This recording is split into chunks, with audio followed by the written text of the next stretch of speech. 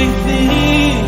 Something about your love, something about your love changes everything, changes everything. Something about your love, something about your love changes everything, changes everything. Something about your love, something about your love changes everything, changes everything. Something about your love, something about your love changes everything, changes everything. Something about your love, something about your love changes every. You turn my morning into dancing. You turn my morning into dancing.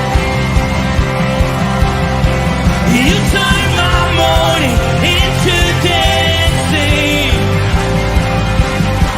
You turn my morning into dancing. 'Cause your love changes everything. Your love changes everything. You turn my morning into dancing. You turn my morning into dancing. You turn my morning into dancing. 'Cause your love changes everything. Your love changes everything. Oh, there's something about your love, something about your love changes everything in my body. Oh, something about your love, something about your love changes everything. It changes everything. Something about your love, something about your love changes everything. It changes everything.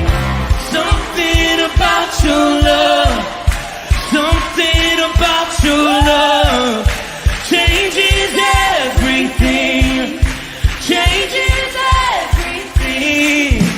Something about your love, something about your love changes everything. Something about your love, something about your love changes everything, changes everything.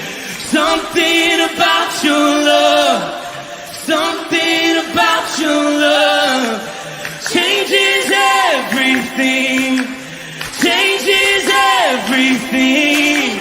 Something about your love, something about your love changes everything. You turn my morning into dancing.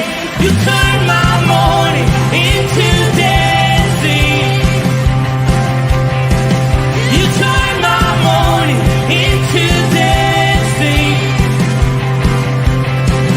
You turn my morning into dancing. You turn my morning into dancing. Something about your love, something about your love changes everything.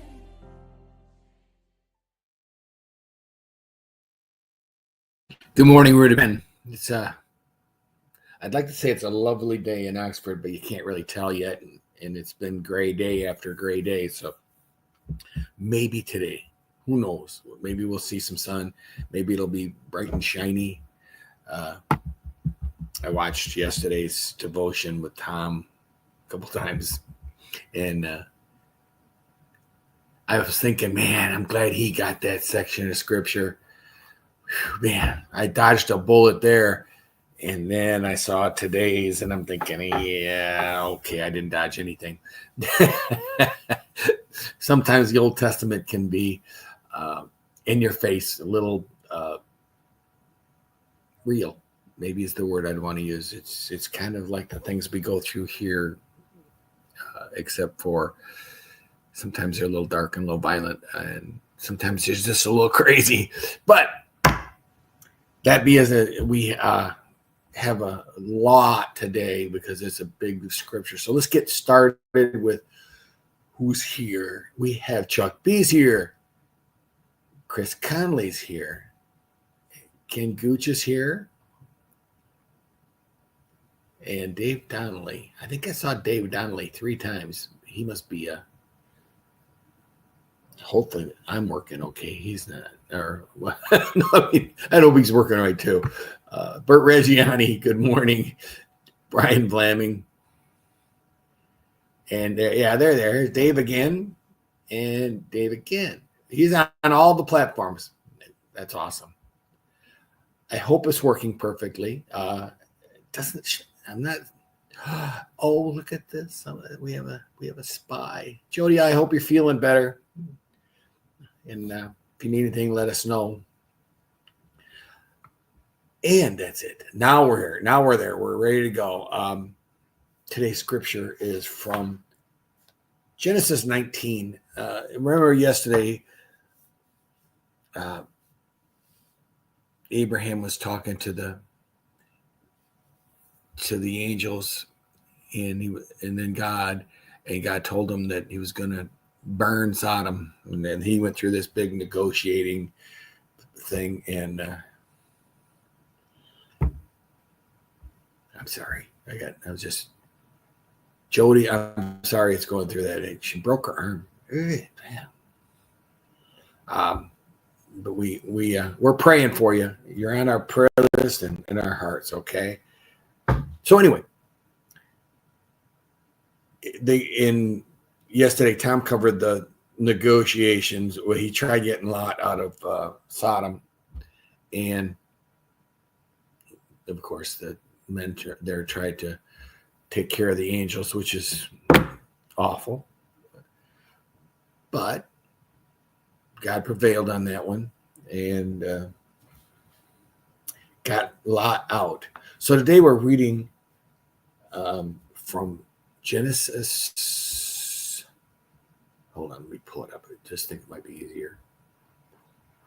Okay, where'd I go? I'm here someplace. Oh, I lost it. I messed up. Hold on. The screen's real touchy today. It seems like anything I do cancels something. So, all right. Now, to share it, make it bigger for everybody. I can do that, I think. I hope, anyway. All right. Hopefully that's bigger. All right. So we started today in verse 23. And if we go back up, let's see that was he allowed Lot to go to Zoar, which is the town next to a town not far from Sodom. So by the time Lot reached Zoar, the sun had risen over the land. Then the Lord rained down burning sulfur on Sodom and Gomorrah from the Lord out of the heavens. Thus he overthrew those cities in the entire plain, destroying all those living in the cities, all the vegetation in the land. But Lot's wife looked back, and she became a pillar of salt. Lot's wife. You don't really read a lot about her. It's kind of curious. But maybe she was the reason. Why? You ever wonder why Lot was living in Sodom? In the city? Obviously, the city's tainted. It's trouble. Anyway, let's keep going. Early in the next morning, Abraham got up and returned to the place where he had stood before the Lord. He looked down towards Sodom and Gomorrah. toward all the land of the plain, and he saw dense smoke rising from the land, like smoke from a furnace. And at this point, you have to imagine he's looking down at the city, and he doesn't know if Lot's okay. It doesn't say that God has told him that Lot was going to be okay. God did make a promise to him that if he found 5 righteous people, he would save them. But he's looking down and he sees the city just smoldering ash, or we don't know the extent of the damage. We know it's enough to kill everybody in the town, so there probably wasn't much of anything left. It was probably just a burnt spot in the middle of the desert. And you wonder, okay, you just wonder what is going through his mind at that time. So it says, so when God destroyed the cities of the plain, he remembered Abraham, and he brought Lot out of the catastrophe that overthrew the cities where Lot had lived. You ever wonder how bad it was? The cities were destroyed, but I just can't imagine when Abraham was standing on that hill, what he was seeing. And like a bomb went off, or maybe what the people in Hiroshima saw when they looked out and saw the city was gone that next day. It's always curious, I guess. Lot and his 2 daughters left Zoar and settled in the mountains, for he was afraid to stay in Zoar. He and his 2 daughters lived in a cave. Now, here's a thought.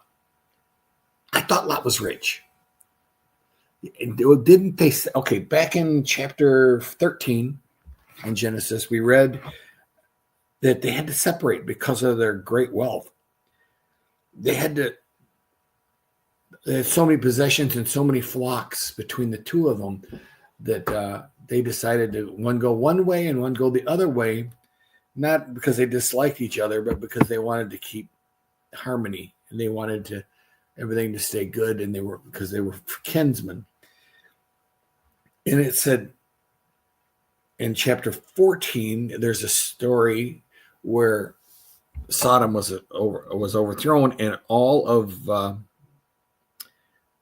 Lot's belongings were seized, along with all the city's wealth. And Abraham sent his troops, his men in, and killed the attackers and the thieves, and returned everything. So, did Lot have to leave behind everything he owned when he ran out of Sodom? Do you think he had to just go and not take any of his belongings or any of his wealth?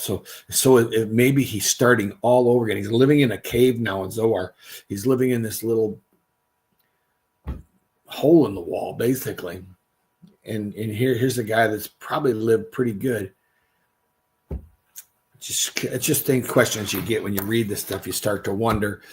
And then it goes in page 31, he says, one day the older daughter said to the younger, our father is old and there is no man around here to give us children, as the custom is all over the earth.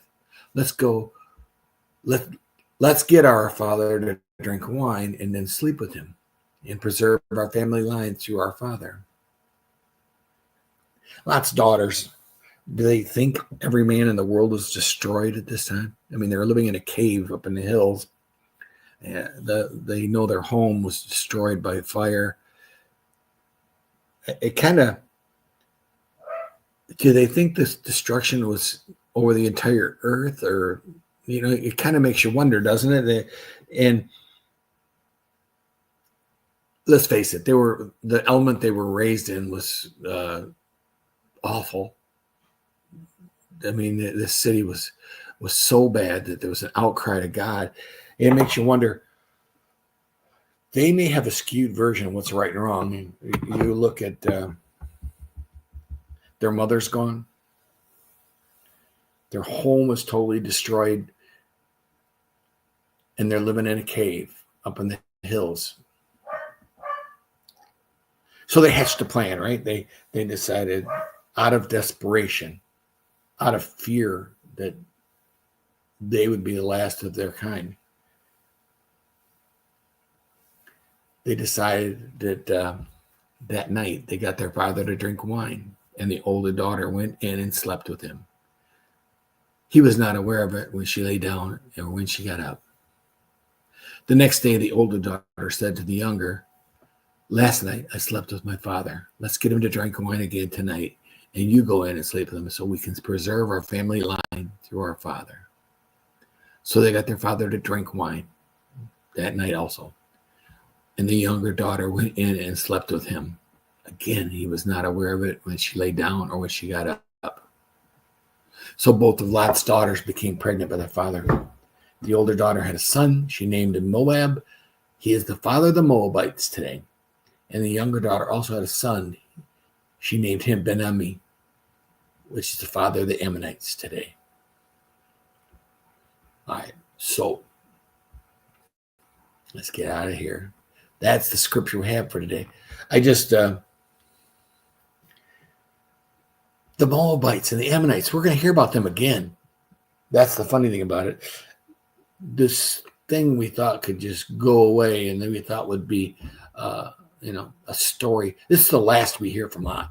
I mean, we don't hear any more about him, but we do hear about the Moabites and the Ammonites. Lot has created a country, all of himself. The Moabites, computer kind of stumbled there for a second. I was worried that, this is the beginning of the Moabites and the Ammonites. This is how they came to be through an ancestral relationship with Lot's daughters.